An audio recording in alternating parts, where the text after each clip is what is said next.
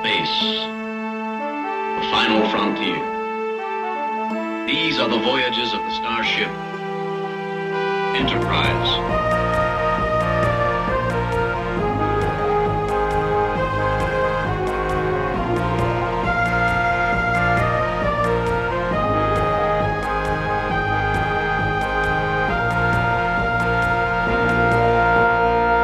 All right, everybody, here we are.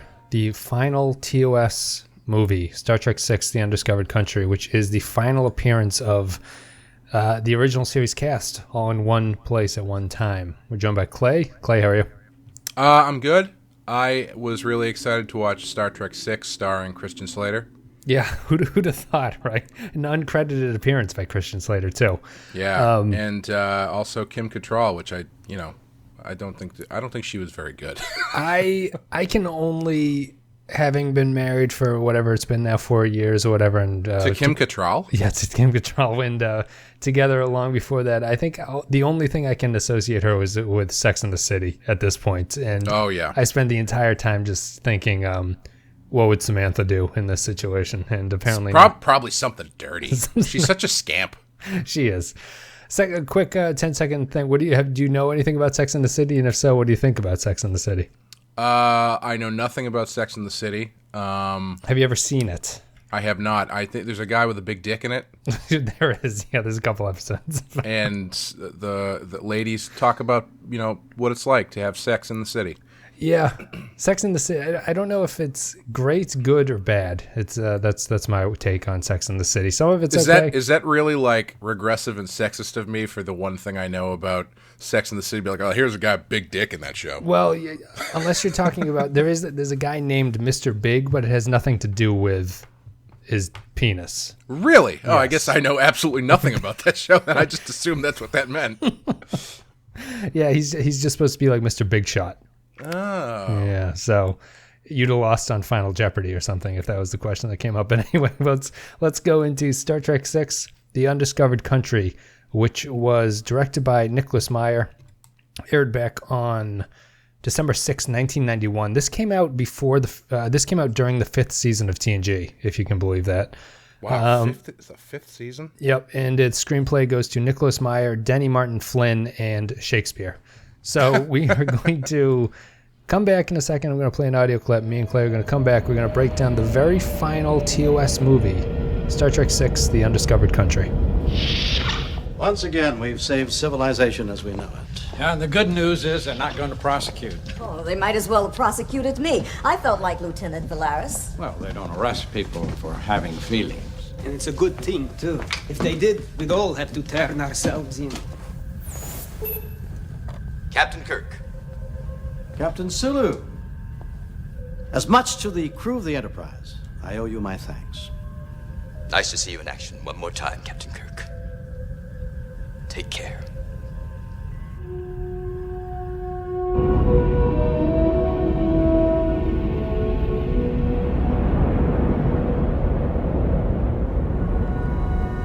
My God, that's a big ship.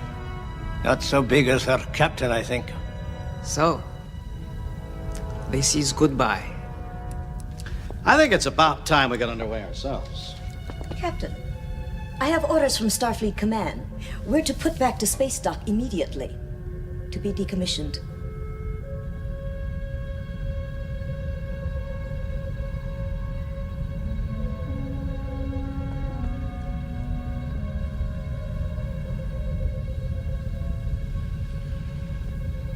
If I were human, I believe my response would be, go to hell. If I were human. Course heading, Captain.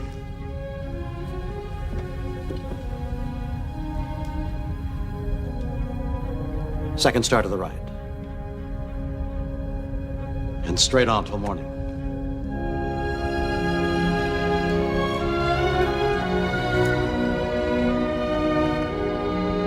So Nicholas Meyer's back, Clay, and he had been pushing to call Wrath of Khan the Undiscovered Country. He's been pushing for 4 movies now in what would be like 15 years of time to get a movie named The Undiscovered Country. He really loves it. And maybe it's kind of apropos of this movie that they actually use the phrase incorrectly in the movie. Shakespeare, it's from Hamlet, apparently, and Hamlet's referring to death as the undiscovered country. Mm-hmm. They don't really, here they seem to think that it's like towards like bridging new friendships and stuff, like the future is kind of the undiscovered country. Yeah, I don't know. I'm not going to take points away from it. I think they're just using it as a metaphor. Yes, yeah. But I'm not gonna take points away for not going hard and fast by the book. Well, the way it goes eventually, at the very end of this movie, I think I will hold it against it. I think Chang just eventually stops actually saying lines and just starts saying quotations from Shakespeare at a certain point. Yeah. I will say it is they do use it appropriate because this is the most violent Star Trek movie I've ever watched. So there's a lot of characters being sent to the undiscovered country in this episode. Yeah. What'd you think of the Undiscovered Country, our final TOS movie? After 5, it was kind of a surprise that this movie would be made. Paramount apparently decided that they didn't want 5 to be the final thing that this crew ever did. That's fair. So they came back with a reduced budget, and they brought back Nicholas Meyer to do his thing, as he had been in The Wrath of Khan with a similar situation of a reduced budget. And Leonard Nimoy came up with the idea of, he was watching the news. This is always funny to me that you can get a story credit just by sort of pitching a general idea. Nimoy was watching the news, just saw, the Berlin Wall and communism was falling in the early 90s. And he said, how about we have the wall falls in space, and that'll be the movie. And that's what they did. So what'd you think of The Undiscovered Country? Well, first, I'd like to come back to the Nimoy thing a little bit later after we're done, because I had some thoughts about him in general. But for the movie, I enjoy this one. I actually saw this in the theater. I remember seeing this in the theater very clearly. And I always liked it. I always thought it was one of the better movies. I haven't watched it in, 20 years at least. And watching it again, it's good. I really appreciate. I'm kind of two minds about it, because on the one hand, as a finale, I feel like it's a little bit subdued. Yeah. But at the same time, I really enjoy the different tack that they're taking. That it's, Nicholas Meyer, one of the other movies he directed, and I can't remember if he wrote the book. I think it's Time After Time. Okay. Where I believe Sherlock Holmes ends up in the future. I forgot. I don't know, some sort of time travel thing involving Sherlock Holmes. Anyway, he's a big like older literature file, if you couldn't tell. Right. Yeah. And I like that he basically takes the Star Trek movie and kind of turns it into a Sherlock Holmes story to an extent, like even to the point where I think Spock even makes an allusion to the fact that Sherlock is one of his ancestors. Right. Yep. So that's fun. I mean, they did it on the show on TNG a bunch, where you'd have some sort of like murder mystery thing going on, but they never did. I don't think they ever really did it as well in TOS as they do here. Yeah. Because the story's interesting. I like the political stuff. But I feel like it's a little bit lacking as a finale. It doesn't feel like it's big enough. And I know I generally think that there is no reason why you need big needs to mean like explosions and stuff. Like, you can have a big story that doesn't necessarily involve the fate of the universe or whatever. Right. But I think the thing that's bugging me about this movie is that for as much as there is great stuff that the characters do, they really kind of balk at doing stuff with the characters, if that makes sense. Like, it's not really a character movie. No, it's not. You're not getting... I thought they were going to go into it more. Like, I love the stuff with Kirk. First of all, I was going to mention at the top that it was Gene Roddenberry dead at this point? He was dead when it aired. He saw the movie finished before he died, but I think the movie probably killed him. Okay. Because this is probably the least Gene Roddenberry of all of the original movies. Yeah, apparently Meyer and Roddenberry did not get along very well. That doesn't surprise me whatsoever. They had a lot of meetings that ended with one of them storming out of the room after a while, and Nicholas Meyer had some funny thing about Roddenberry had said something critical about the movie or something like that, and Nicholas Meyer said that, you know, he had the typical comeback, like he can talk after he's done, like, you know, cashing the check with all the money that I've made him. Yeah.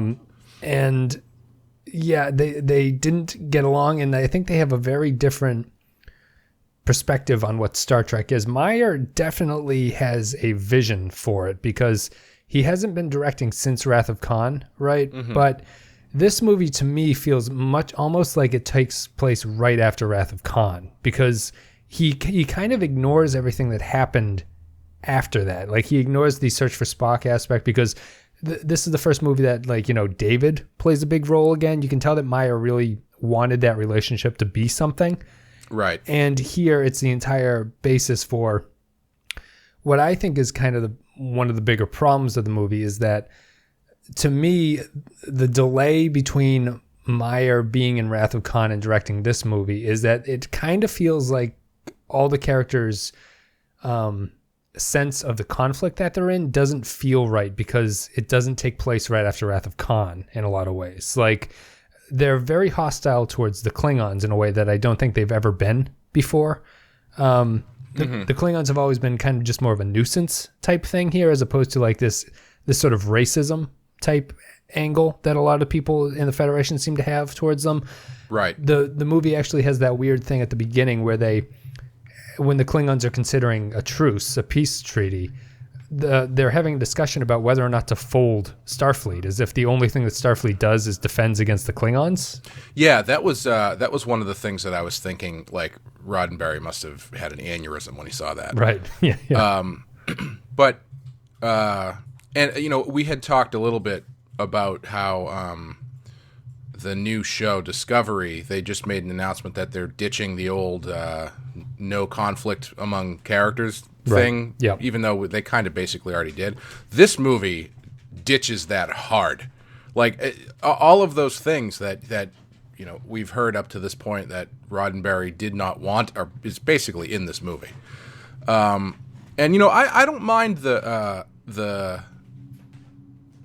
shift in tone towards the Klingons, because, you know, I think it makes sense for the story that they're trying to tell. Mm-hmm. Like, I don't think this story works with any other alien race. No, you have to have the history. Yeah, and if you wanted to have that sort of relationship, I don't think it would work with Romulans. I don't think it would work if you created a new thing or whatever. Yeah. But I don't mind it because, like, I'm willing to believe, knowing, you know, how humans are, that that mindset has always been there. It just not necessarily was on the surface. Sure. You know? Yep. Yeah, and I mean, you know, what he did in Wrath of Khan, where he kind of took away some of the idealism of the concept, he kind of strips it away even further. But to be fair, by the end of it, it is very much. It very much kind of reinstates the core idea of what the Star Trek thing is. Yes. So yeah. I think I like it because it breaks it down on the surface, but by the time you get to the end, it sort of it reaffirms everything that you kind of come to expect. Yes. Yeah. I'd agree with that, and I think that one of the sort of the tone here, you know, you mentioned it in the previous podcast, I think, how far are you willing to take something and change it, you know, and for it to still be acceptable in terms of what it is. Right. I feel this is almost that far in terms of Star Trek. Really? Okay. Because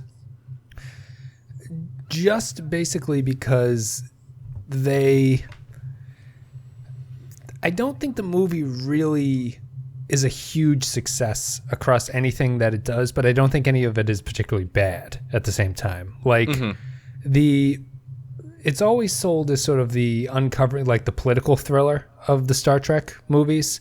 Right. And I don't think it's a particularly good thriller in any way. Like I was reading a review, someone wrote the conspiracy is basically Scooby-Doo villain level conspiracy. Yeah.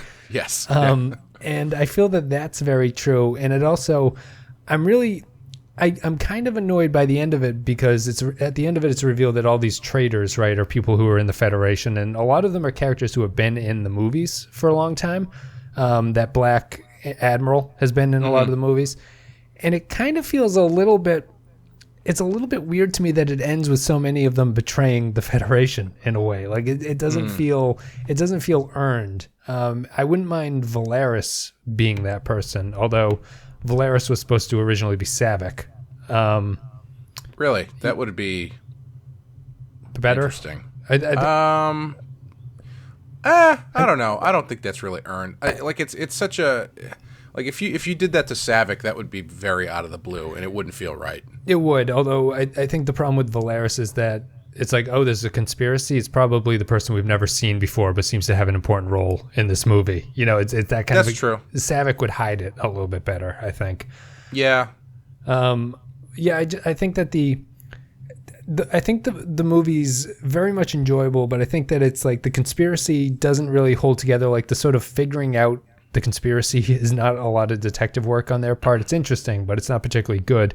And it's basically just looking in drawers. Right, until they find it's like the detective equivalent of me trying to find my remote. Yes, yeah, it's like, where are the keys? Oh, here they are. These keys don't actually fit in my car. There must be another key somewhere. And I actually don't like I don't like any of the Gulag stuff. Yeah, that stuff, that's stuff to me feels out of place. And how so?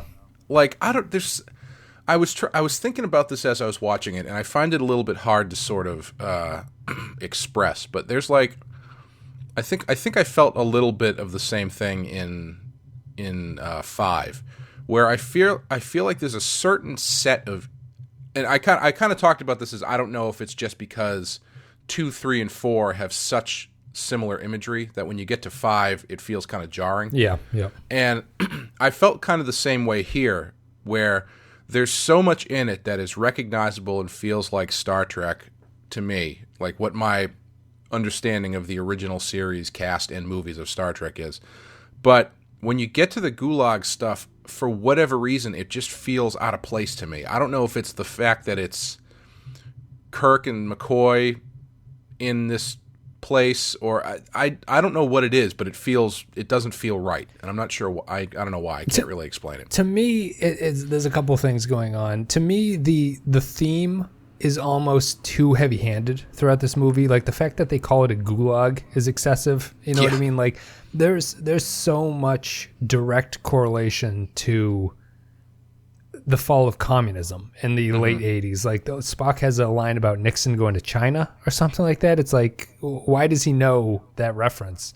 And there's a lot of weird quotations that you don't think people should know. This movie. Right? It's a very... maybe only Nixon can go to China is from the original Vulcan translation. But it's a lot of that, like a lot of clearly, I mean, it was a huge seminal moment in world history, so it was clearly on these people's minds who are making this movie. I just feel like they focused on it a little bit too much, to a little bit of a detriment. So that's kind of the Gulag problem. And then my other problem with the Gulag is that it feels to me like it's really just wasting time, because nothing really happens there. I wouldn't say that Kirk takes an active role in his escape or anything. You know, he follows that changeling around, and then he gets away and they beam him off because Spock put a tracking device on him or something. It just feels to me like 15 minutes of killing time while the Enterprise is trying to figure out what's going on. Yeah, I think that's it. I think that the thing that bothers me, I think the reason it doesn't work for me, is that exactly what you're saying. It's just wasting time, and Kirk's character, he has that one bit where he's, asleep or whatever, or they're sleeping, and he's talking to McCoy about, how he didn't even he didn't even consider for a second believing the guy, but that the setting in which all this is happening means absolutely nothing. It's just like it's a very much like an outline plot point. Yeah. And I think, what I was saying earlier about it not being about the characters, I think this is a good example. Because so just to back up a little bit, like one of the things that I got really excited about was at the beginning, there is a rift between Spock and Kirk. Like they lean into that a little bit, where Spock is very much for reconciliation with the Klingons, and Kirk is very much against that, and Spock kind of speaks for Kirk, and he doesn't like. So there's a lot of they actually butt heads, which I was psyched about because I thought I didn't remember that. So you had mentioned it in previous episodes too. Yeah, it was the last one I think was I was wishing they'd done that, and so I was hoping they were gonna that was gonna be a running theme through the thing, but again they don't really do anything with it, and I think. As far as the Gulag goes, I think that whole character move would have been better if he had been like among the Klingons. Sure. Like if they had been imprisoned on Kronos or something, where he is put among the Klingons. Where there's some sort of more thematic. Oh, I see what you mean. Yeah, coming to know the enemy almost. Yeah, or at least put him in a situation where he's dealing with stuff we care about or people that we care about. Sure. Instead of just like the equivalent of that scene from the J.J. Abrams one where he's on the ice planet and he runs from the giant monster and he literally back somersaults into Old Man Spock. There's a thing. Whenever Star Trek shows too many varieties of aliens at a time, it feels very Star Warsy. It's a very Star Warsy thing to do, to have a bunch of just weird aliens in a room. Yeah, that's another thing that put me off. And I think I felt that way in the last one too, but it really kind of stuck out in this one because there's a lot of them. Yes, right.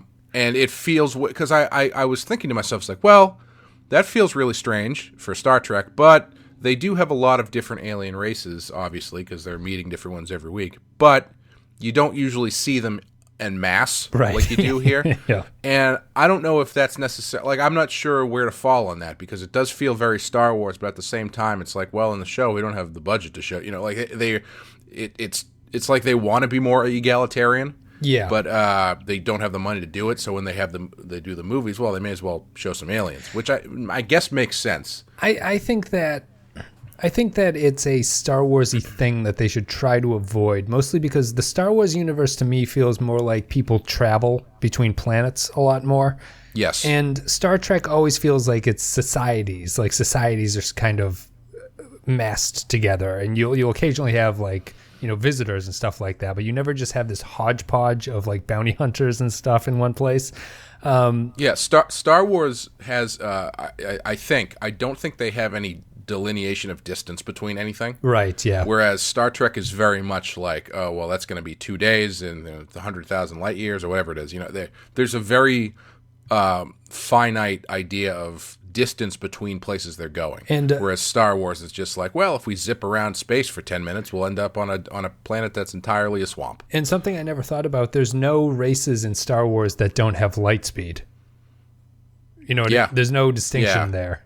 Which is kind of that's not like a achievement like it is in Star Trek. Yeah. Right. Yeah. So the Gulag just kind of strikes me the wrong way. Leading up to it, I really enjoy the Klingon trial. Yeah, I like that a lot. Featuring Michael Dorn, which is a nice sort of tie-in there, playing his great grandfather in canon, Colonel Worf. Do you think Patrick Stewart wrote a letter to Nicholas Meyer and was like, "What if we also see Captain Picard's grandfather in a very prominent role?" I never really appreciated how late this movie was in terms of all the Star Trek. Like, I was thinking that Star Trek V came out during TNG's second season, right? Was that the worst year for Star Trek? Yeah, it might have been. Like in this one, Undiscovered Country came out during season 5, which is a very good season of TNG. Is this one of the best years of Star Trek? Arguably, yeah. I mean, yeah. It's the timing of everything works out, and you run into, when I was reviewing it, a lot of little trivias like McCoy, or DeForest Kelly rather, had been on TNG because he was in the pilot, but that was filmed before this, so this is his like last appearance, even though chronologically in the series he appears much later on and stuff like that. Right. It was especially good. It was the 25th anniversary, so they hit it pretty hard. Yes, and that's another reason why they wanted the movie to come out, is to sort of represent that and everything. I will say, I know you said this about the last one, but I could really feel the age in this one. Yes, like they felt really like it. Like but in the that last feels one, appropriate though. I think in this movie, right? Yeah. Yes and no. Because in the last one, it's like I feel like part of the story was kind of that it was a little bit weird that they were throwing everybody back together on the ship. I felt that way in every single movie since The Wrath of Khan, I think. Yeah. I don't really understand why they're all still serving together. Yeah. Like this one, it really stood out to me. It's like, why the hell are they still doing this? Right. I know I saw an interview with the screenwriter, and he originally had an opening sequence where basically everybody on the ship had retired and were working regular, normal jobs. Sure. And hating it, and it was sort of like the first act of the movie was getting the crew back together. Oh, right. Which I don't think they need to do that, but it's an interesting idea because it kind of at least I don't know if it's better to draw attention to it or not to, but like every time someone was in like direct light, I was like, man, they look so old. Yeah, they do look very old, and it's. I think it fits just because you know that going in, like they mentioned early on that this is the last. Spock has the scene talking about like he's going to retire after this mission and everything. Like I appreciate that the movie knows that this is the end, and they don't do the Wrath of Khan trick at the end of like leaving a little breadcrumb for you just in case we want to come back and do another movie. Here's what we're going to do. They go off into this movie knowing that this is going to be the last one, and it's funny you mentioned that they wanted to do the opening scene differently because I think this actually has the best opening scene out of any of the movies. Oh, with Praxis exploding and yeah. I mean, it was nice to see at least Sulu got a promotion. Right. I don't know. Apparently, Chekhov is too much of a fuck up to get out of the bridge of the Enterprise. I guess. Yeah, Chekhov had his own command before, I thought, but now he seems to be back on the Enterprise. What did you think about separating Sulu? It's necessary for the plot, but I don't know if it was as fulfilling as I would have wanted. I think it would have worked better if there was some sort of like the crew had been scattered. You know, like that wasn't. It was like it was just Sulu, so it felt sort of weird. Yeah. But if it had been some sort of thing where it's like, oh, Scotty is off on this ship, or like he's stuck on the space station, they got to get him. You know, like there was no. It seemed like everybody was still hanging around having a good time except for Sulu, who decided he wanted to go to college. Right. Yeah. And it was. I think it worked. It was a little bit of a bummer for that last shot because everybody's there, but Sulu's chair is just like a destroyed chair. Yeah, and he checks in on the view screen. Yeah, it is weird that he's not on the bridge. Like, shouldn't the logical thing to do would be I think he's in command of the Excelsior. The Excelsior would be destroyed, right? Like, and he would be beamed on the Enterprise. That would be the way that I would get around it. Yeah. But no, the Excelsior just flips off. And speaking of the Excelsior, the effects in this one are so much better than in 5. It's like ridiculous. Oh, yeah. The ships actually look nice in this one, and the explosion works and everything like that. Yeah, they upgraded I think they redesigned the bridge of the Excelsior too, because it looked a lot better than it did in 3. Yeah. When it was the chasing one. That's right. So I guess we'll focus a little bit on we talked about how this one is like the real world politic, like the real politic or whatever they call it of the movies. I feel that this one is, if the motion picture didn't exist, this one is the most unique in tone out of all the movies in a lot of ways, in my opinion. And, yeah, I'd agree. So did you say that you liked the way that they took this in terms of like taking like a real life thing and sort of turning Star Trek and Star Trekizing it? Yeah, I did. Because I like, the show itself was born out of the Cold War, really, and to not address the fall of the Soviet Union in Star Trek, I think would be a really missed opportunity. Yeah. So I like that they did that. It probably is a little bit too on the nose in some spots. I'm surprised that the Klingons didn't have some sort of wall they needed to take down at the end. Yeah, this is the galactic barrier. I mean, it's also what's kind of nice about it is that it is referencing the fall of communism, and the Klingons were always stand-ins for the Soviets in the 60s TV show. Gorbachev's character is basically named. I just said Gorbachev. Yeah, his name. David Warner's character is basically like the Klingon translation name of Gorbachev. Yeah, he's Chancellor Gorkon, which is a nice take on that. The other thing that's kind of nice and that's kind of thematically dovetails nicely is that TNG had already come out, so Worf is already on the Enterprise. You know what I mean? And they hadn't dealt with how that would actually happen at that point. So this is kind of a necessary movie to link the two series together, which is nice because I don't think I realized before that they came up with the Klingons now being part of the Federation thing way before this movie even existed, right? And so it makes sense that they would actually show you bits of that, which is it's a nice bridge. It is. I think that the movie works really well as a bridge between the series in a lot of ways, and I appreciate it for that. Not to jump too far ahead, but it actually might have been a better idea to use for Generations, to have some aspect of that core principle of the TNG be involved in whatever story they end up telling in Generation. But that's yes, we'll get to that. We'll be getting to that. But I think they did a good job here in terms of doing that and in terms of linking everything like that. So we can talk about. I think that the best part of this movie is actually probably like the first hour of it.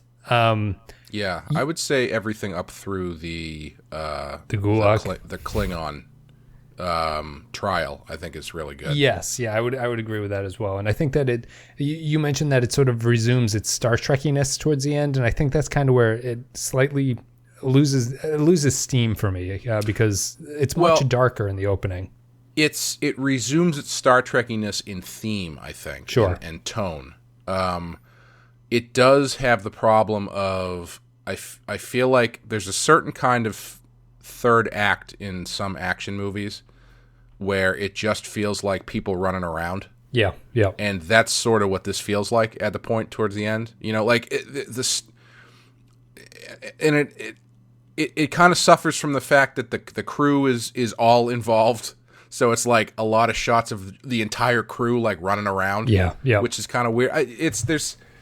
And I appreciate what they're going for, but the stakes feel really low for some reason. Throughout I don't the know entire if movie, you mean no, just at the end there. Just at the end, I see. Yeah, I don't know. There's something about that final sequence which I know it's a big deal because they're about to assassinate a president, but it feels sort of redundant given what happened in the first half. Yes, I think that the problem with the ending is almost that they throw too much into it and it almost confuses everything. Like, I don't understand why the Federation guy, like, why he dresses up as a Klingon. Why they didn't just have a Klingon do it, because they're working with the Klingons, aren't they? Wait, what?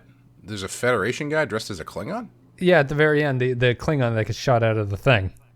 He's a human? Yeah, he's the colonel from the beginning. When did they show you that? It's like they reveal he's got like a mask. There are multiple versions of this movie. Did that not happen in yours? I don't think so. Yeah, because I thought it was kind of weird because he falls out of the window. Yep. And then someone goes over to check on him, and like it looked like they were pulling something out of his neck. Yes, they pull his mask off.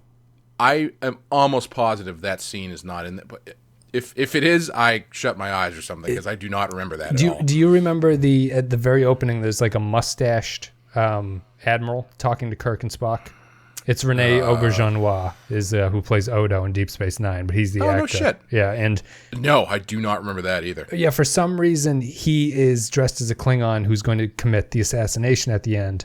Although, can you tell me, is Chang, the Klingon Chang, is he working with the Federation traitors? I think so.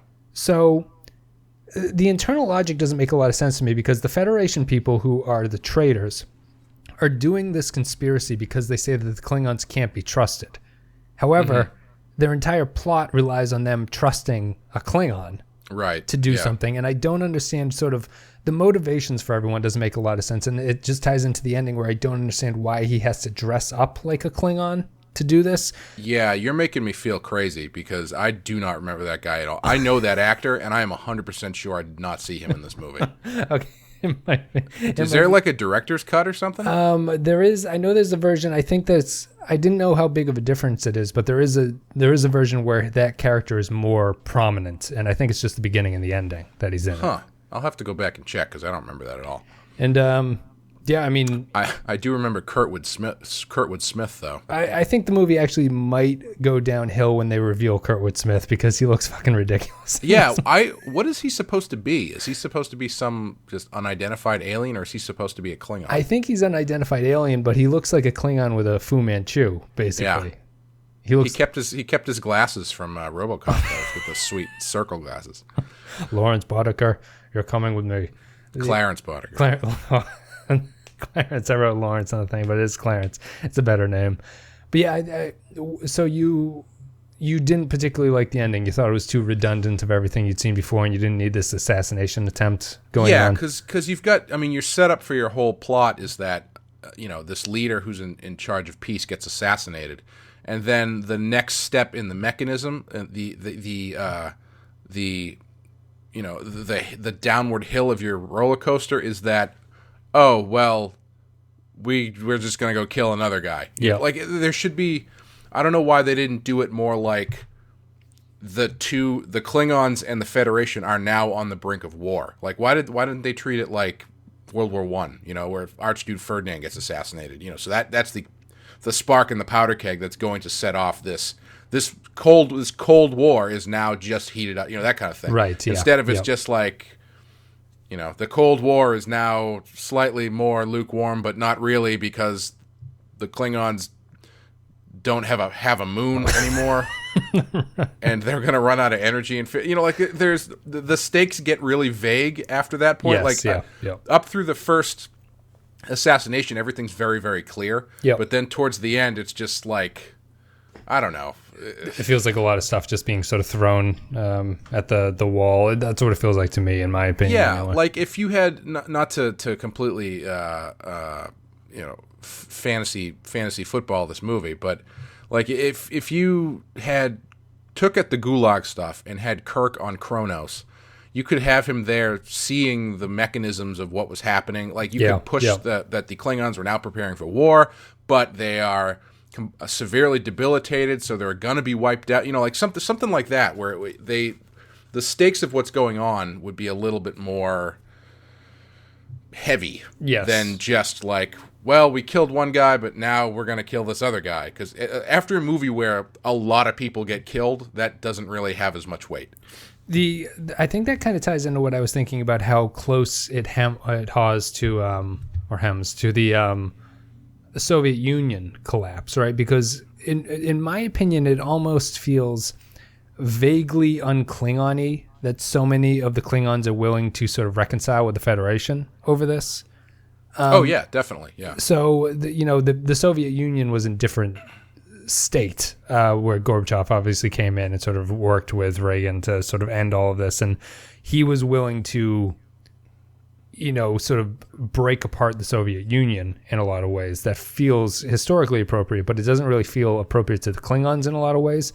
Do you think that the movie is saying that most of the Klingon people are for this, or is this sort of a last gasp by the politics of the Klingon Empire? Do you know what I mean? Like, do you feel like this is the movie? Does the movie sell to you that this is what the Klingon people actually want, or is this more of a desperation type move on their part? I don't think it really sells you on it. Okay. Because I don't think you get enough of an idea of what the Klingon people do want. Right, and I think your Kirk idea would remedy that if they moved Kirk to Kronos. Yeah, because you've got the only Klingons you see giving an opinion are David Warner, who clearly wants peace and gets killed. Yes, yep. And Christopher Plummer, who clearly does not want peace and kills him. But everybody in the middle, I mean, you've got David Warner's daughter, but she's basically as if David Warner hadn't been killed. I was a little surprised that she doesn't have any sort of duplicity to her. Yeah, me too. I was expecting that. Yeah, I couldn't remember who was. I knew Christopher Plummer obviously was involved, as if the eye patch and the Shakespeare quoting didn't tip you off that he was a bad guy. Right. It actually probably, you know what?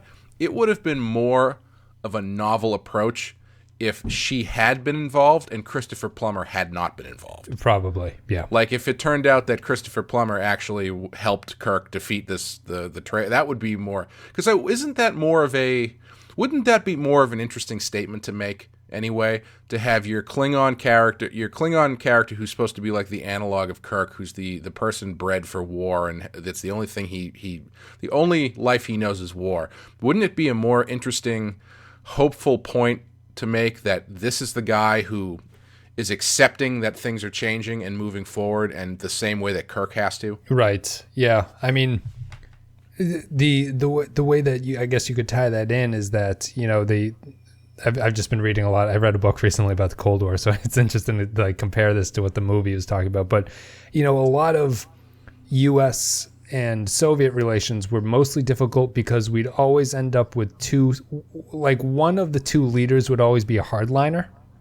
So reconciliation was never possible, and you ended up like it kind of worked out together where Reagan was very hardline, but one of the best things about him was that he was able to recognize that Gorbachev was not hardline about these kind of things, and he kind of yielded to him.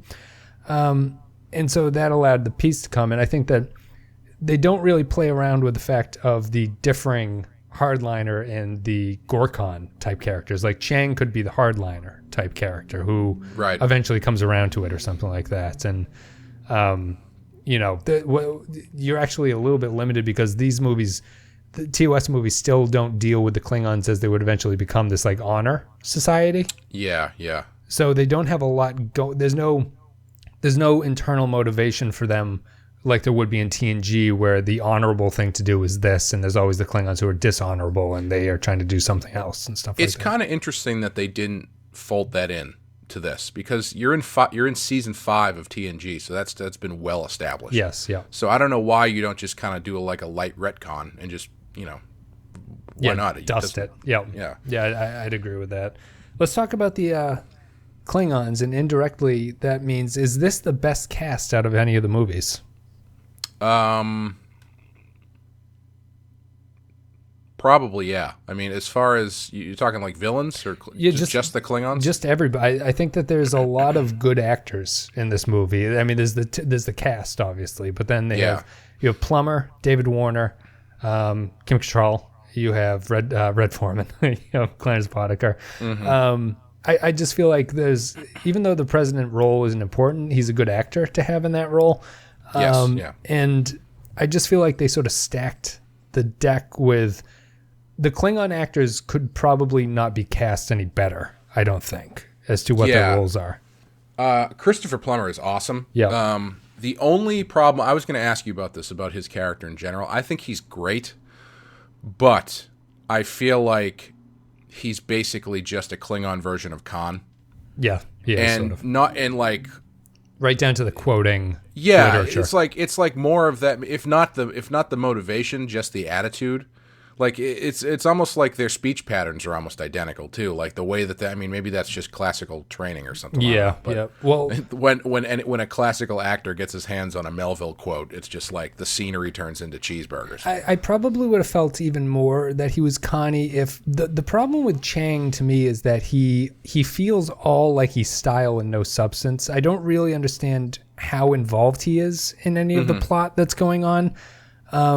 He's there obviously through the beginning, and you feel like he's going to be a big important part of it, but they eventually just relegate him to being on the cloaked bird of prey quoting Shakespeare nonstop. Like he doesn't have any sort of thing going on outside of that, which is surprising because he seems leading into that as if he's going to be the intellectual like Khan is. Khan's super intelligent as opposed to, in addition to being, you know, super strong and all that stuff, but Chang never really fulfills that role of being the intellectual equal of anybody. Right. Which is why it would have been nice if they had given him a twist at the end. Yeah, because yeah. he's not really involved with anything. He's the villain because he acts like one, really. Right. I don't mean obviously he's the villain because he acts like a villain, but you know what I mean. He's playing a villain, like in the capital V sense of the word. Yeah.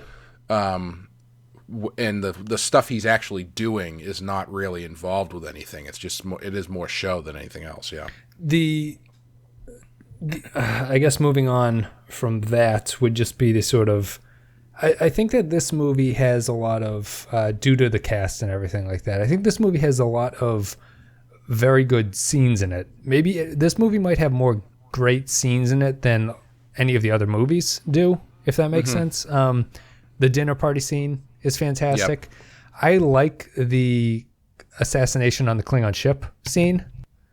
I really like that scene a lot. That's very cool. I mean, I've never seen that in any other movie. That's a very cool idea. Yeah, it's kind of a neat idea to just strand everybody by taking away the gravity and then going in with gravity boots. I like this has in my opinion the best battle scene of all the Star Trek movies. I think at least the original series ones. As you mean ship battle? The ship battle, yeah, with the Excelsior and the Enterprise against the cloaked bird of prey. Yeah, that was nice. That was cool. I liked the way that they get out of it is nice. It's very clever. I wish they had, unless I missed this as well too. I wish they had given you like a Chekhov's gun situation. I wish they literally gave Chekhov a gun. Is what I'm saying. No, I like it seemed weird when they were talking about the gas coming out of the back of the bird of prey. Yeah. They figure out what they want to do, and then I forget who it is. It's like, well, it's a good thing we have all that gas detecting equipment on the ship. Yes, well, it's the they do sort of set the stage because at the start the Excelsior has been on a gaseous nebula expedition for 3 years. Mm-hmm. So that's how it ties in, I guess. But they're talking about the Enterprise. The Enterprise doesn't have that. I mean, so like if they had given you a little bit of a heads up, that might have been a little. It would feel less like writing yourself out of a corner, right. Sort of. But I like that. That's very satisfying when they shoot the thing on the way Captain Kirk's last fire is a good one. Yes, that's basically it. The last attack that they have to pull off feels very satisfying. It's like got a good crunch to it. You know what I mean? Yeah, like they really light the fuck out of that thing and just let it go. So tying into the bird of prey, did you like the way the bird of prey and its cloak worked into the mystery? So I guess we'll talk about like the strength of the central mystery for whatever it is for about a half an hour of the movie time where they don't really understand what's going on. Did you feel it was effective or did you think it was a cheat? I liked it. I thought it was interesting. It was a good way to use that because I think the cloaking device can feel like a cheat, but I thought this was an interesting way to do it. I mean, the only cheat might be that it's not just a cloaked bird of prey; it's specifically one that can fire when it's cloaked, which is kind of a another write yourself out of a corner kind of situation. But it is a clever use of that. I enjoyed it. I thought the best part of the mystery is the fact that they were hit with photon torpedoes, but Scotty repeatedly says that they still have all the photon torpedoes on board. Yes. I think that's a nice, like, the ship's computer says that they fired it, but they still have all the torpedoes on board. Right. And I think that the scene is another great scene. The scene where they start firing at the ship and the crew are like completely have no idea what's going on about it. Like they're like, are we firing at it? Like what's happening? I think they play the confusion of that very well. And you can really see how the plot at that point of the conspiracy is probably as strong as it ever would be for the rest of the movie. Like the way they initiate it is the best part of the conspiracy. Yeah. The one issue I had with the way things kind of play out is when they're on trial, unless maybe I misunderstood what they were saying, but it seemed like they were implying that McCoy and Kirk were actually the ones who killed everybody. Yes, I think so. Yeah. Which, I mean, that would be the easiest thing in the world to disprove. Yes, it's a little bit of a kangaroo court, but they don't call a witness or anything like that. Yeah, I mean, Kirk and McCoy don't even say that's impossible. I was on the ship the whole time. They don't even say that. Yeah. I guess Chang kind of cuts to the bone with the you're responsible for the actions of your crew thing. Yes, but I mean, they don't even really offer any sort of defense. No, and what I'm saying is Worf's grandfather was a shitty lawyer. He was definitely a public defender who was not worth his salt out there. He was probably he got his degree in bird law from Klingon. Kronos, excuse me. Yeah, or Kling, depending on what season you're in. Yeah. Well, they've gotten rid of the Kling thing. Fortunately, this is the first time it's actually called Kronos. Which is, so that's kind of a little bit of trivia for people. But they should have retconned. It's like, oh yeah, no, it was called Kling, but then our moon blew up, so we had to move to a new planet. That planet's called Kronos. Right? Yeah. Was it Romulus and Remus? Right. We'll be getting into that in a little bit. But yeah, I think that the conspiracy after that part kind of falls apart. The fact that the two killers are basically just two crewmen you see for 3 seconds too long, like the camera lingers on them, so you're like, oh, those guys are clearly up to something. I thought that was going to be a fake at the end. Like when they find those guys dead, I thought that they weren't actually going to be the ones who did it. It seemed I felt that way about a lot of the twists that the movie took. It didn't it sounds like I'm harsh on the political thriller aspect of it, is mostly because the movie doesn't fall into the usual tropes of that genre you'd expect. Right. But I think at the same time that kind of weakens the thrillerness of it. Does that make sense? You kind of, if you're watching a thriller, you'd expect those kinds of twists to happen. You need some kind of twist in like these kind of thriller movies, and the movie never really does that. Yeah, they give you like the first level of twists. Right. Yeah. But yeah, they don't really give you the good stuff that makes you go, huh? Right. In a good way, not a Star Trek 5 way. Right. And then the conspiracy just all kind of fades away. So I think that we're going to wrap this up before we get to the final topic, which will be the sort of how it fares as a final movie. Let's talk about Valeris, I guess, for a little bit. Mm-hmm. What'd you think? In any way, what'd you think of the performance? What'd you think of the point of the character? And what did you think of the mind-meld scene with her? Yeah, that was interesting. I don't really care for her performance. She's not given really a ton to do. I'm really surprised that, like, the story was that she was the original choice for Savick, but then couldn't do it for whatever reason, so they got Kirstie Alley, and so now they brought her back. And like, I don't know what could have been so great about her audition that they would go out of their way to bring her back for this. Yeah. Yeah, I don't know. I've never really thought she was a very good actress. Like she's in, the only other thing I really know her from, I know she's in Sex and the City, obviously, but the only other thing I really know her from is Big Trouble in Little China, and I think she's the worst part of that movie. Police Academy. She was in Police Academy? Yeah, she's the love interest in Police Academy. Oh. Well, it's been so long since obviously the performance didn't stick. I mean, I work backwards, and I never made it past 5.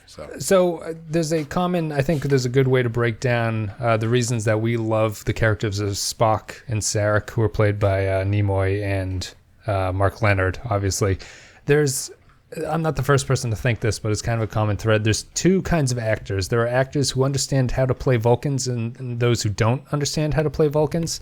Yep. And I think that Cottrell's performance... Whoa, there's the thunder that we were talking about, Clay. Holy shit, that was thunder? I thought your bookcase just fell over. There's a... Apparently we have to stop talking about Kim Cattrall's performance.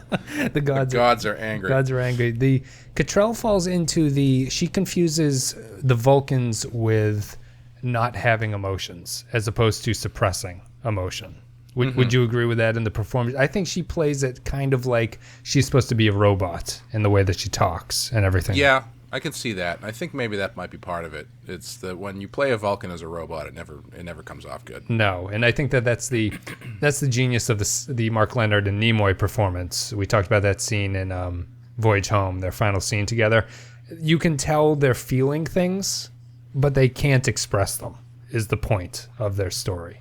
You know what I mean? I don't know how much she was feeling after Spock slipped her a hot Cosby in that bedroom scene. I don't know what he gave her, but so I don't. Why is it that there's like a general implication that Spock is banging all these women? Yes, right? Yeah, there is. I don't. Well, it makes sense in terms of this if it's Savick, right? Yes, yeah. It makes sense there. It almost feels like they couldn't get Savick, and then they just decided not to continue, or they decided to continue with that storyline, and it wouldn't make sense.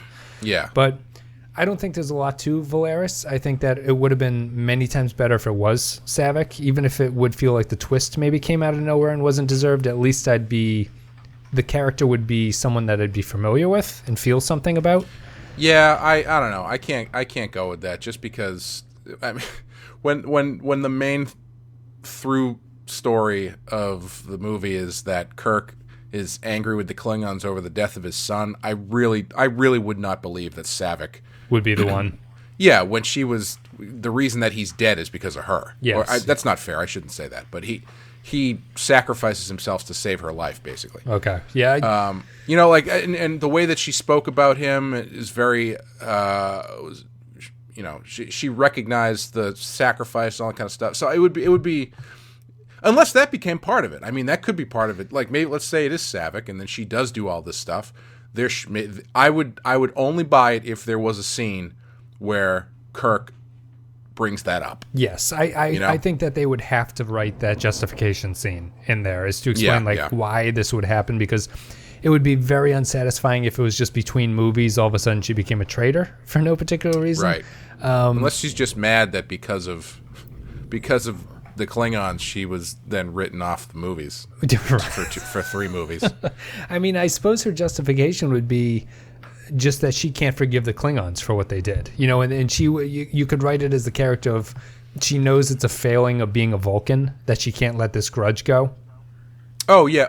I guess I'm thinking of it from a different point of view, because I would buy that, but I wouldn't buy her betraying teaming up, Kirk. Teaming up with the Klingons in order to do that. Right. That's kind of the problem of the conspiracy in general, is I don't understand why the Federation and the Klingons are working together if they hate each other. Yeah, I was thinking about it. Do you think it's because they didn't want to just have it be the Klingons? Like, because it makes more sense, right? If the people behind the conspiracy are the Klingons who are not super down psyched. with peace, yeah. Yeah. That makes more sense than it does for the Federation to actively murder that guy. Right. Yeah. Do you think they didn't go that way because that was too obvious, or if so, I agree. I don't think they really thought it through entirely. I think that it feels weird. Yeah, I agree, and I think it's really just the fact that they're trying to make it a thriller, and you need that twist at the end. Like you need something. You need that mystery to be kicked off on the Enterprise, because a lot of the movie is built around examining that mystery as to who's done this. And if it was a Klingon, you're at a point where you're not in TNG yet, so you can't have Klingons on the ship to be betraying people. So I think that they're stuck in that way. But you can have weird dudes with freaky feet. Yes. That guy talked like a robot. That was kind of off-putting. When they ask him a question, he's like, "Yes, what can I do for you?" I don't think he got a lot of time with the script before he had to do his lines. And interestingly, his name is Dax, but I don't know if if anyone's written a book confirming that this would be the Dax symbiote from Deep Space Nine. I don't know. That his name is Dax. That's the only thing that I can think about for that. But they've never mentioned it, I don't think. So that's a missed opportunity. I can't confirm or deny because I have no idea what you're talking about. Sure.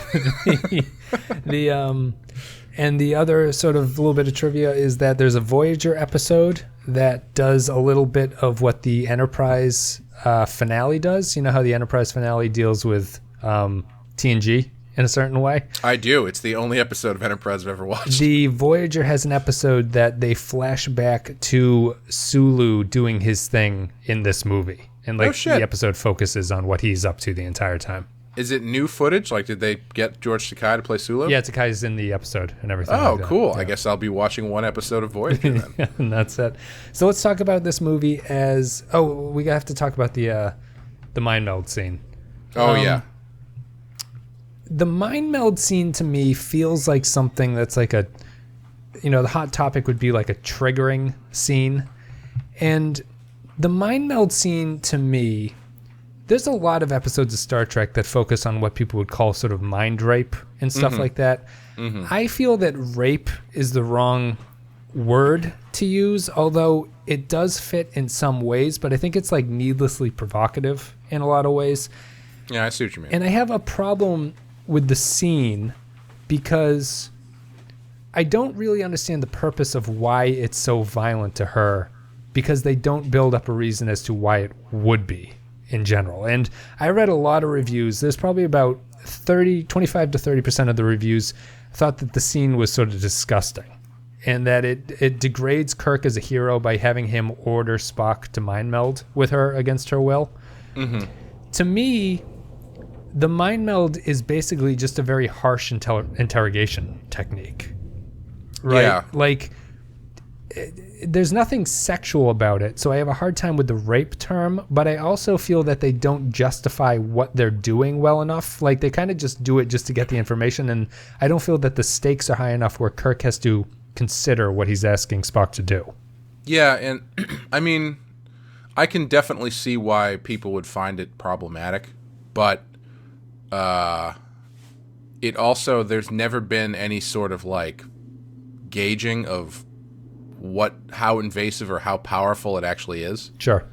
So, and I assumed that the reason she's freaking out is because she was fighting back against it, and he's, he does two hands instead of one, right? Because that's how you can tell how powerful your mind meld is, how many hands you use. But yeah, it is. I agree. It's it is a very. It doesn't feel like something that Kirk would willingly make Spock do. Right. Yeah. Like, do you think Spock? What about if Spock just does it on his own? I still think the stakes need to be higher. Like, there's not enough of a ticking time bomb function, because. Yeah, I agree. The scene also ends with Spock feeling he looks sort of disgusted with himself for doing it, but then they drop it immediately. And yeah, and I think it's not earned, and I think that the scene would be fine if they just made him having to do that be a little bit more urgent than it actually feels in the movie. Yeah, and especially if he, if there was some way to, like, if Kirk was like, we've got if it was Spock's idea, and then even Kirk was like, dude, we probably shouldn't do that. Yeah. For Spock to really do something that he feels gross about. But not that makes the act okay. I don't know. I feel like if it was Savick, right, you can explore a whole bunch of everything else that he feels through her, because she, right. You'd flash back to Search for Spock and everything like that. You'd flash back to what might have happened that night where she's talking about Pon farr. It might be, it can reveal emotions. He can't learn a lot from this person because we don't know anything about this character. Yeah, right. So it doesn't feel like if it was Savick, it would feel more like a personal betrayal on some ways, because it's a character that we know and everything. Right. Mm-hmm. Valeris is just basically a dirty traitor to us at this point, and so you don't feel bad for her. Yeah, the idea of it being like a mind rape thing, it's like I kind of agree with you, where it just feels like more of an enhanced interrogation tactic, right? Or yeah. well, I mean, torture, but yeah, like it's like what. So he does what he does, right? Would it be better if Chekhov had just like put a roll of dimes into a sock and just started hitting her with it until she told him? Right. Like, I don't know. Like, it's gross either way, but I don't think that any other. I guess the argument there would be that, well, maybe theoretically they shouldn't do any of that stuff. Right. But, yeah. That's the argument, but I don't buy that argument either. Like, they clearly need to do something, even though the movie doesn't do a good job of explaining the stakes to you. They still need to do something in this part, and in my opinion, I'd agree that what they do is certainly less violent than just beating the shit out of her to make her talk and stuff like that. Like, unless the door opens and Rear Admiral Jack Bauer comes in with a car battery and some exposed wires.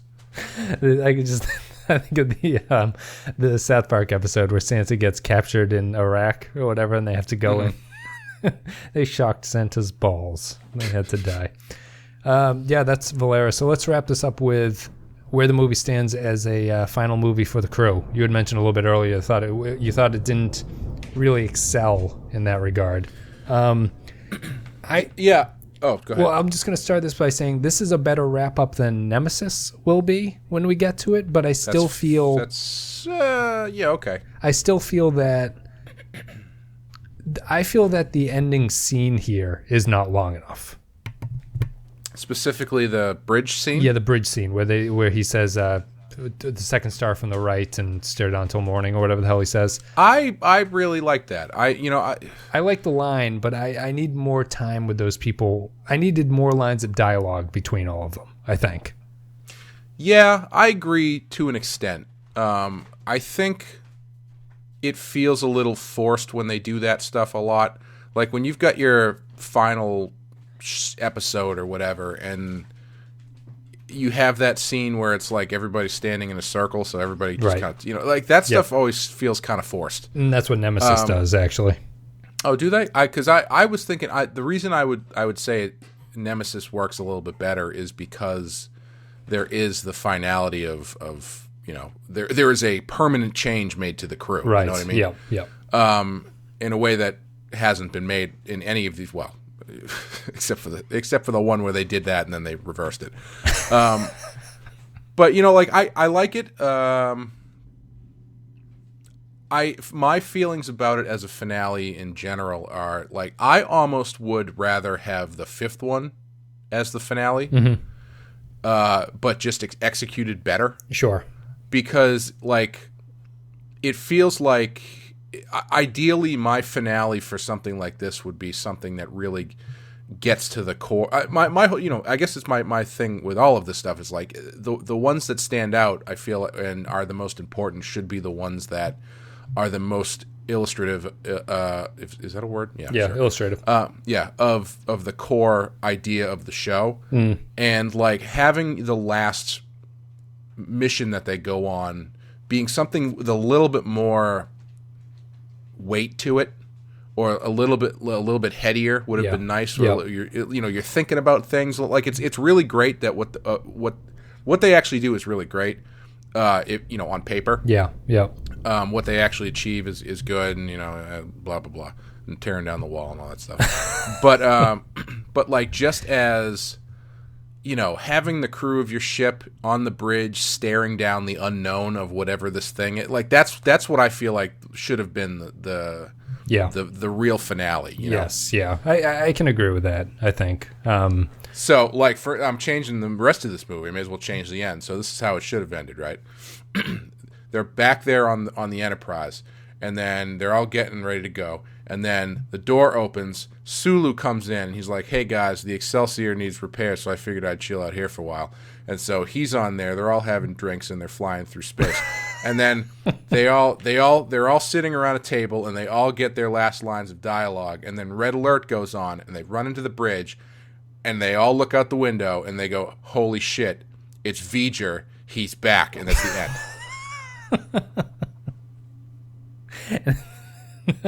I think that would time is a flat circle, Wes. Yeah, it would certainly come back to us at the very beginning there. I think that I was with you until V'ger appeared there, but I think that would certainly be the ending. No, I actually liked, I got slightly emotional at the Sulu Captain Kirk sign off kind of thing. I really liked that. Yeah. I feel like that was good. I liked the second star to the right thing. I thought that was great. I think what I think would have made that scene a little bit better for you if they had, instead of just doing the straight shot of the bridge with everybody on it, if they had done some sort of like going to each person as they're doing their function kind of thing. Yeah, that's kind of that would take the place of my line of dialogue. It doesn't even need to be dialogue. It just you need to spend a few seconds with each of them. Yeah. Something like that. Yeah. And then at the end, Scotty's like, "Oh, I guess I should go back to the engine room because there's no reason for me to be on the bridge." Right. I do have to say, overall, I thought this was probably, next to Khan, the best movie for the rest of the crew. Yes, next to Khan, you say? Yeah, you'd say you wouldn't say Voyage Home. Oh shit, that's what I meant. Voyage Home. Okay, yeah. Right, yes. I think this is the best movie for the rest of the crew. Like I kind of go by like how much dialogue Nichelle Nichols has, and what the substance is, and she's good in this. She's got stuff to do. She comes up with the gas thing, more or less, Yep. or the solution there. Yep.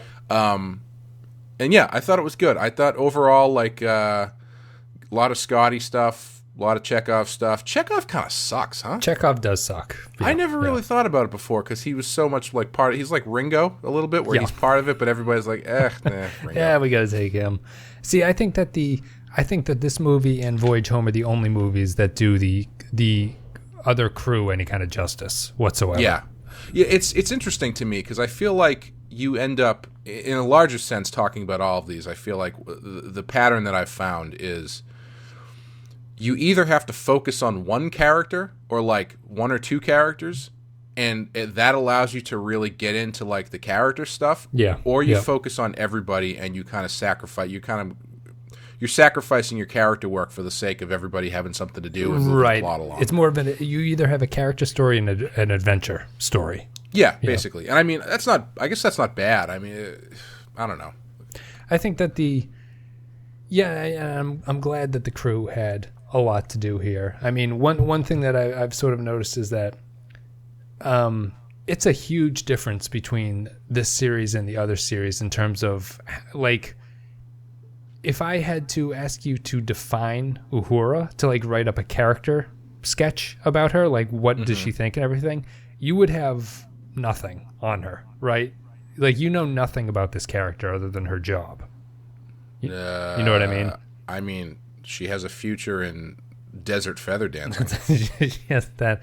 And I mean, I think that the way that it goes would be Kirk, McCoy, Spock, you know the most about them. And then I think Scotty is actually the next person that you know anything about. He's the only person you know has next of kin. Right, yeah. You know he's an alcoholic in these series and everything like that. And like you know stuff like that, but you and he got the clap on shore leave after one of the movies. you know next nothing about Uhura, Sulu, and Chekhov. They're basically just blank slates who you know Chekhov can't read a map. That's true. And he is terrible at realizing that the ship can sense when snow is coming down and stuff like that. Yeah.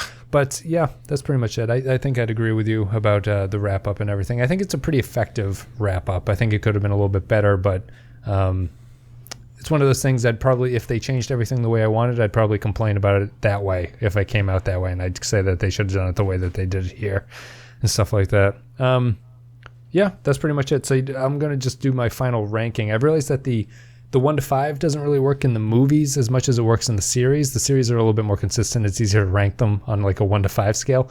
Right. So I'm just going to rank them against each other. I'll go first, and then you can sort of tell me where you think I've gone wrong and everything. So the worst movie to me is still Search for Spock. Mm-hmm. Then Final Frontier is the next worst. Then Motion Picture. So I generally fall into the odd number movies are the worst movies. Yep. After that, it would be this one, 6, then 2, Wrath of Khan, then Voyage Home. So Voyage Home, Wrath of Khan, and this movie are my favorite of the original TOS movies.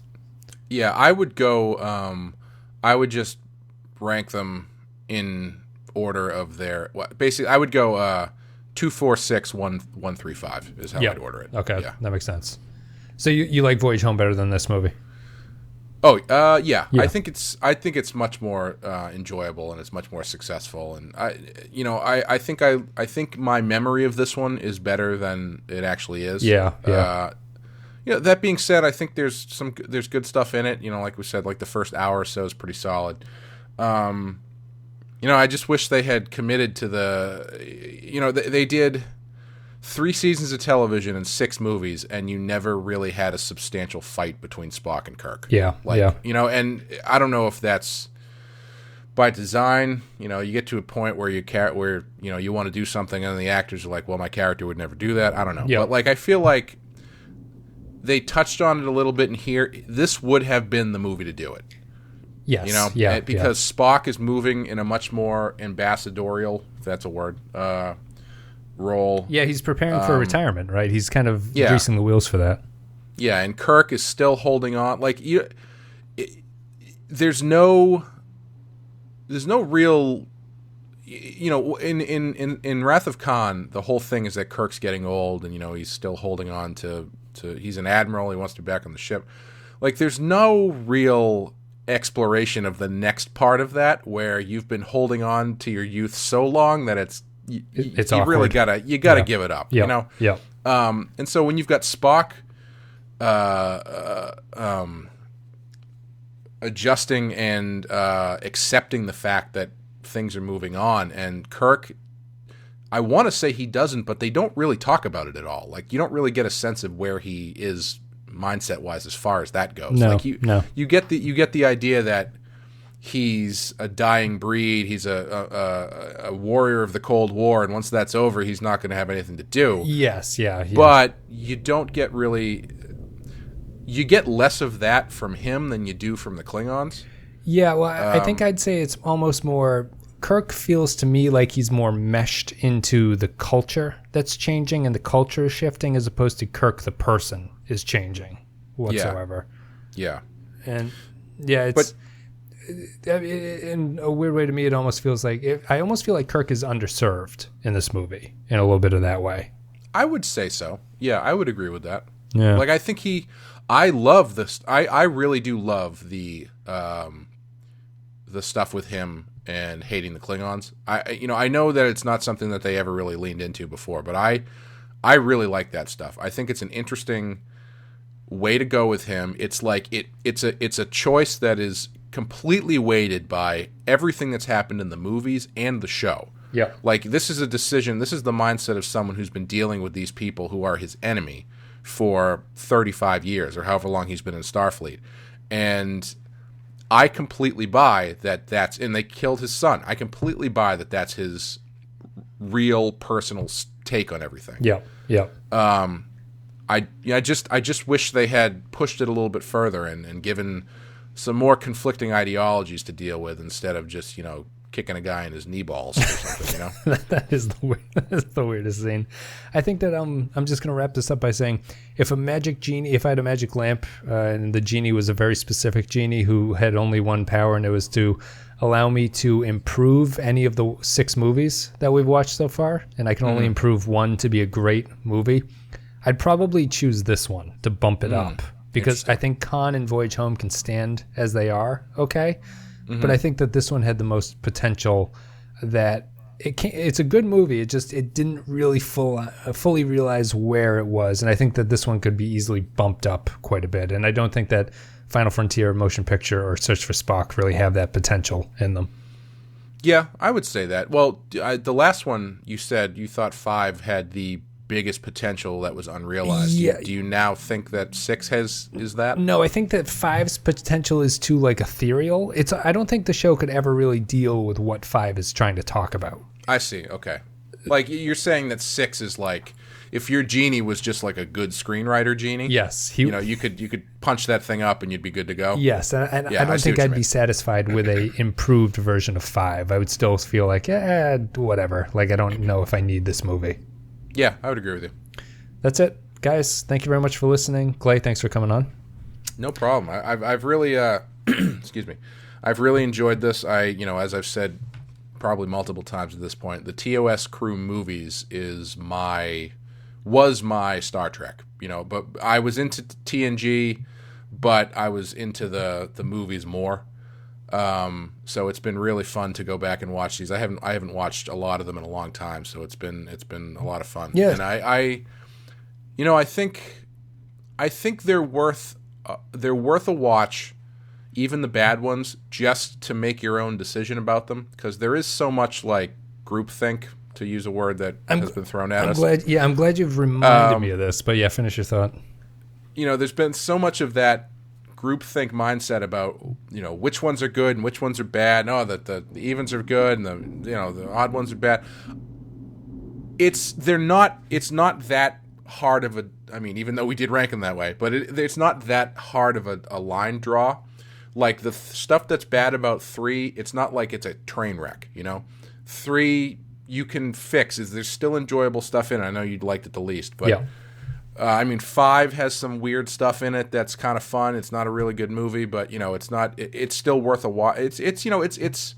They've been. I've had a good time doing this. I think it's funny we hadn't actually talked about this, but you kind of pretty much summed up what I was going to say. if I'm harsh on any of these movies, I find them more similar to each other than dissimilar. If that the variation in how good and how bad they are is not a huge distance between them. Yes, yeah. They're with the exception, I do still think that Wrath of Khan is considerably better. Yes. Than like the worst ones. Yes. But generally, I agree with you. I guess my point would be I don't consider any of the movies to be hitting hugely great heights, even the best ones, and I don't consider any of the worst ones to be terrible movies that are not worth watching. Yeah.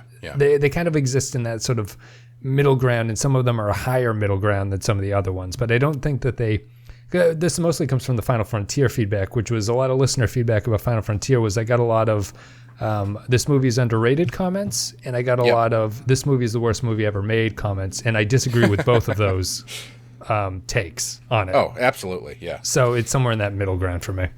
Yeah. I wanted to talk about, to change gears a little bit, I did want to talk about one other thing before we go. This is officially the last, unless there's something I'm not forgetting, unless there's something I'm forgetting, this is the last time we're going to see Spock. Until, I don't know if you're planning on doing the JJ stuff. Yeah, this Kelvin. is the last appearance. Yes.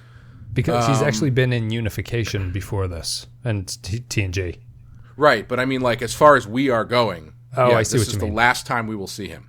Yeah, I think so, right? Yeah, it is. It must be. Yep. And, I was thinking about it because I feel like Nimoy, at least traditionally, has been depicted as sort of wanting to distance himself from Spock.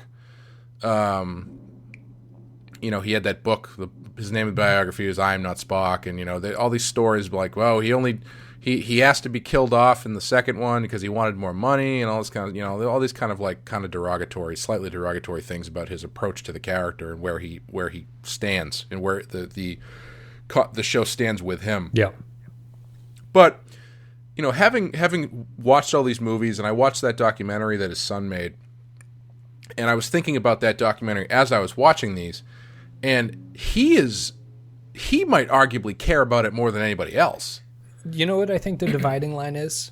He started to really care about it when they gave him a little bit of creative control over the process. Yeah, because that's where it started to really kind of come through for me, where it's like, he's ever since number 3, he's been involved with the creative making of every one of these movies to some extent. Maybe arguably 5. I would say even 2. Them allowing him the death scene feels like the first hint of, they're actually going to listen to some of my ideas now, and I'd like to come back, actually. Yeah, and you could argue that, all of that stuff was just for money purposes or whatever, but he seems like once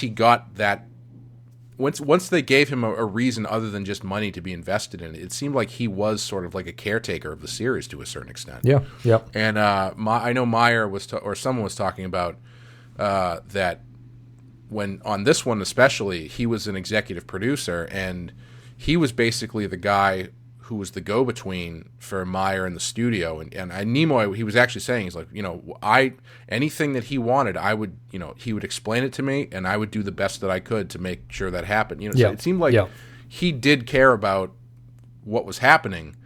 I don't know where Shatner stands on this stuff, but he seemed to be the most invested of all of these guys. Yeah. And it's interesting looking back to see, to see that much interest from him, because it's not traditionally the way that people think about him, I don't think. Yeah, no, I think that's very fair to say. And I think as we've ended the TOS thing, he's the Spock character is almost ironically the heart of the show and the movies in a lot of ways. And Nimoy, as the creative person, is probably one of the more important creative people who are involved in this, because, Roddenberry dropped off after the failure of the first movie.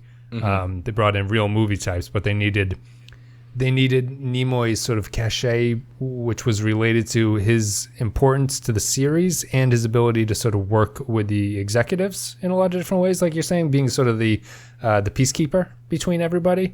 Mm-hmm. And I think he was very important. I think that he embraced it the more he went along.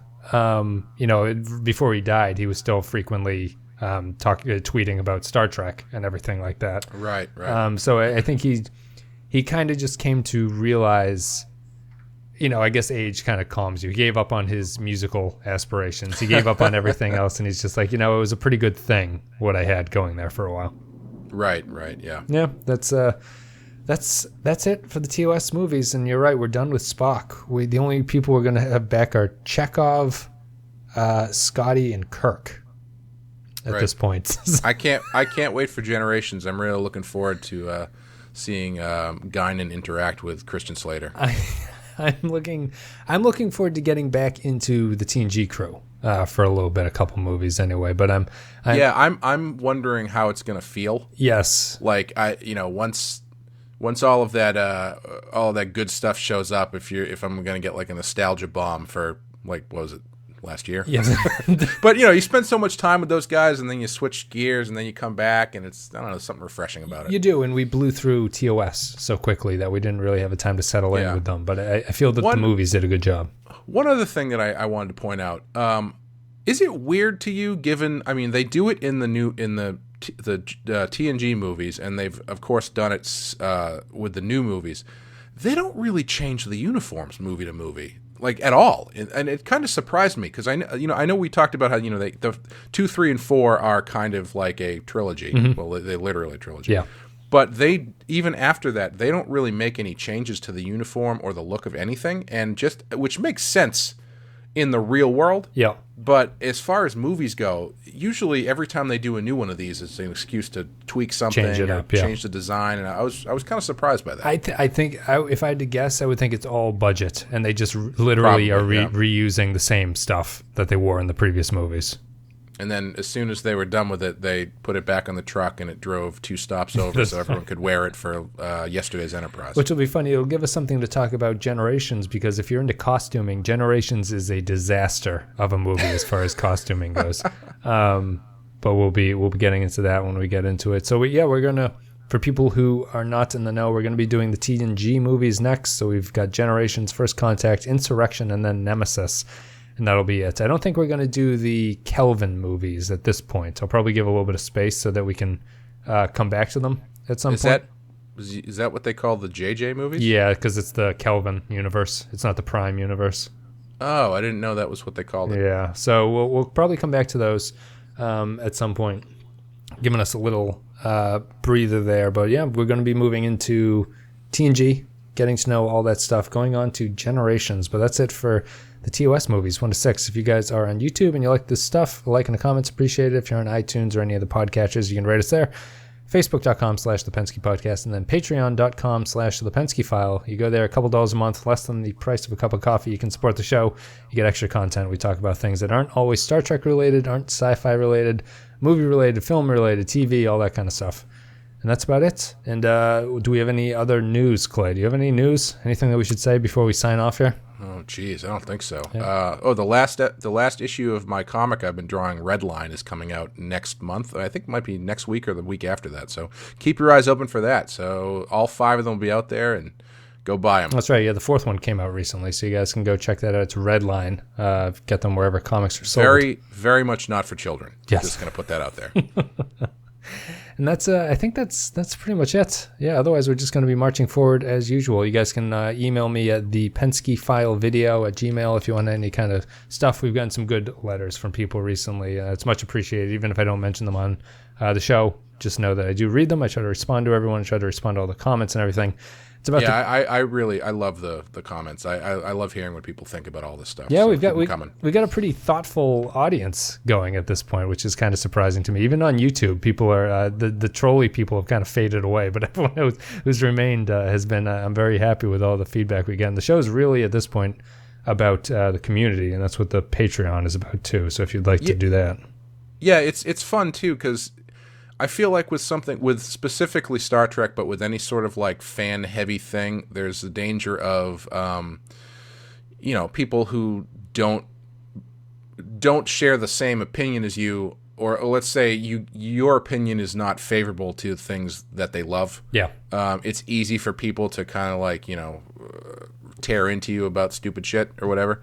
And luckily, there's been none of that. I mean, there's been a lot of great discussions about stuff, and it's been really, really, high level, worth reading stuff, which is great. Yeah, you know what might be a big piece of this is that I think the show and stuff might be old enough where people have grown out of that. I think the audience skews older here, which is interesting. Yeah. But yeah, it's all great. It's good to talk to you guys. Thanks very much for writing. Thanks for following the show, listening, all that stuff. It sounds like this is like the final episode, which I guess ties into the what the hell did we just watch? The Undiscovered Country, but it's not the final episode of the podcast. We'll be back with Generations next week. I'm excited for it. What you won't be able to hear is when we're done, we're both going to sign our names in the air. Oh yeah, I'm just gonna hold on a minute. I'll just do the. All right, there we go. There's mine signed on. Clay will sign his.